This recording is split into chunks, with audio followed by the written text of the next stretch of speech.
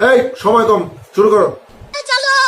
আপনাদের সকলকে অনুরোধ করব যে ধানের শীষে যেমন সিলটা দিবেন 12 তারিখে, একই সাথে আপনাকে যে দ্বিতীয় ব্যালট পেপারটি দিবে হ্যাঁ এবং না, সেখানে হায়ের পক্ষে দয়া করে আপনারা রায় দিবেন।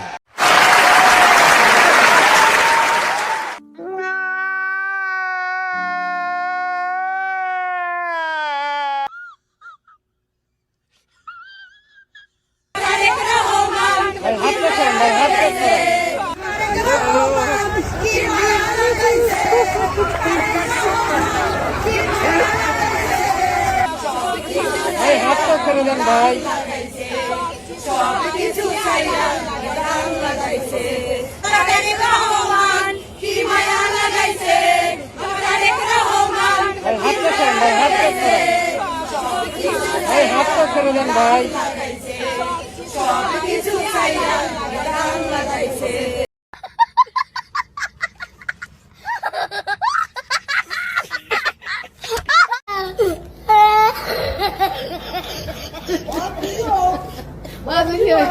ভাই গণভোট যদি ফেল করে, আমি বলে দিলাম আজকে ছোট মুখে, সবাই কিন্তু বিপদগ্রস্ত হবেন। আওয়ামী লীগ সংবিধানটাকে এমনভাবে ব্লক করে রাখছে, ওটার ভিতরে আপনি ঢুকতেই আপনি দেখেন না, আমার তো বলার দরকার না, আপনি ঢুকতে পারেন কি না। যেমন এই ঘর মানে একটা কোম্পানির ভিতরে এমডি পদ আছে, ডিএমডি পদ আছে, কিন্তু চিফ অ্যাডমিনিস্ট্রেটর কোনো পদ নাই।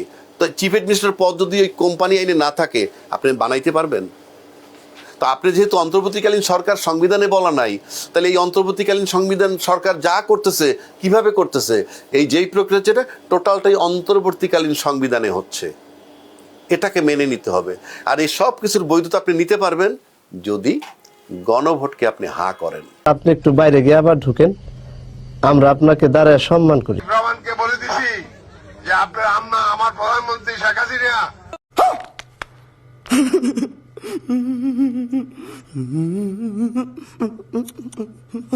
বাবা একটা লিমটা দেন, নালে শিশে ভোটটা দেন।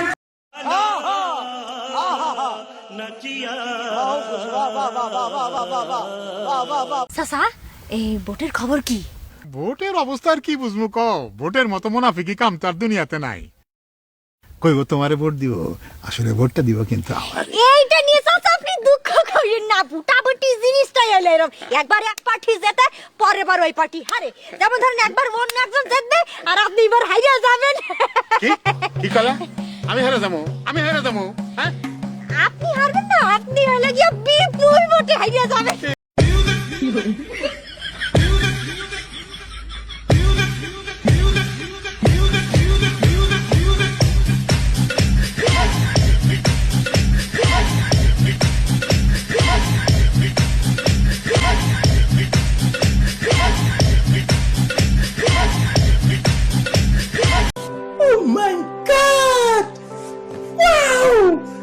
যারা নরেন্দ্রপুরে আছে, আমরা দুই হাত ধরে করে আমার কোনোরকম ইলেকশনটা পাস করে দেন।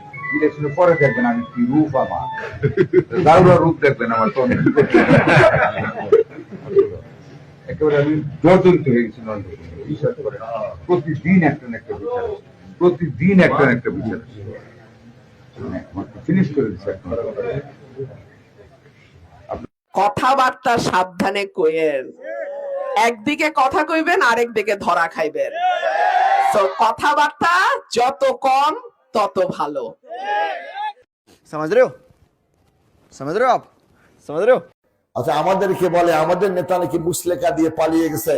আমরা মনে করি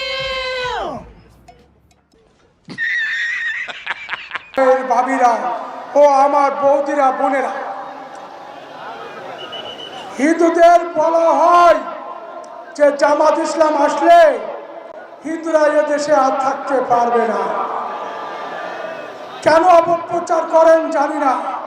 জামাত ইসলাম এবার ক্ষমতায় আসলে মুসলমানরা হিন্দুদের জামাইয়া ধরে রাখবে এই দেশে। একটা হিন্দুর ইন্ডিয়ায় যাওয়া লাগবে না, আমি বলে যাচ্ছি। रुको जरा, सबर करो, बोला धक्का बुक्की नहीं करने का, आराम से लेने का। हाँ, দেখুন ঈশ্বরের কি অপ্রাকৃত লীলা। সেই জামাতে ইসলাম দয়া করে আমাকে কৃষ্ণনন্দী বাবুকে নমিনেশন দিয়েছে। এখন গান উঠছে কি, হরে কৃষ্ণ হরি বল, দাড়িওয়ালা টাইমিয়ে তোল। এখন কোন জায়গায় গেছে দেখছেন? কায়দাটা লাগছে কি, সৃষ্টিকর্তা বলে পারে না, কায়দাটা লাগছে কি। এতদিন ভয় পাইছিলাম যে জামাত বুঝি আসলে কোনটা হবে, এখন এই জামাতের লোকে হরে কৃষ্ণ বলে, তাই আমার বলতে দোষ কি? কারণ কৃষ্ণানন্দী বাবু যদি এটা বলতে পারে এবং তার মিছিলেও যদি এই গান হইতে পারে, সোশ্যাল মিডিয়া ছড়াইতে পারে, তো জামাতের লোকে যদি হরে কৃষ্ণ হরি বল দাড়ি পাল্লা টাইমিয়ে তোল যদি এইটা বলতে, তা আমি মালায়নের বাচ্চা হরে কৃষ্ণ ডোল খোল বাজাইয়ে করলে দোষটাই কোন জায়গায়? নো নো নো, এইরকম একটি ফ্যামিলি কার্ড আপনাদের কাছে পৌঁছে দিতে চাই মা বোনদের কাছে। হুজুর আমার কাছে ফ্যামিলি কার্ড আছে, আমি কি বিয়ে করতে পারবো? যেহেতু সরকার টাকা দিবে, এটা তো তুই 2 নম্বরই করি বলবি। ফ্যামিলি কার্ড মানে পরিবারের কার্ড, অসহায় অসচ্ছল যারা তাদেরকে না দিবে, কেমন?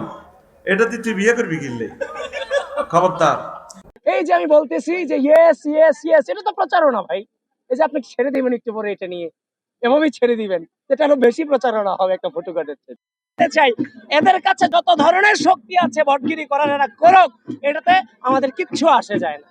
কিন্তু উপস্থাপনাগুলো আপনারা মেইনস্ট্রিম মিডিয়াগুলো পজিটিভলি করেন, কারণ আপনারাও শুরুতে বলছেন না ক্যাম্পেইন করছেন, এখন আমরা তো না ক্যাম্পেইনে কখনোই ছিলাম না।